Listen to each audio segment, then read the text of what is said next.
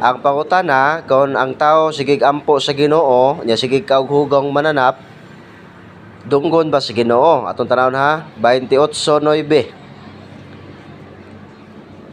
Kung sige tag-ampo, di ta mo tumagbalaod. Basa. Kung dili mo tumanon. ang balaod, bisan gali ang imong mga pag-ampo, kalisangan sa Kasilagan. kasilagan sa Dios. Oh. Unsay gisulti Levitico 11:7-8. Ingon ang Biblia, kung dili mo tumanon ang balaod, bisan gani ang imong pag-ampo kasilagan sa Dios. Sige tag-ampo sa Ginoo nya, sige di ta mo magbalaod. Unsay balaod sa Ginoo? Dili ta pagkanon og hugaw. Unsa ning hugawa? Levitico 11:7-8.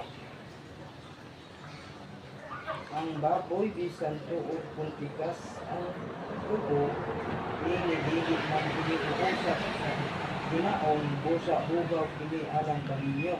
Ayaw kamo pagkaon sa kanin ni ining mga mananapa o paghikap sa patayin Lawas.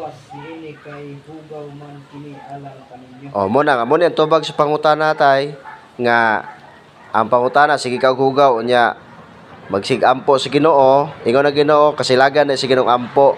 Kaya wala tuman ang balaod, ang balaod si Ginoo dili pa kaon ng baboy, hugaw man na siya, nya mo kaon mo na nga dili gyud dunggon si Ginoo.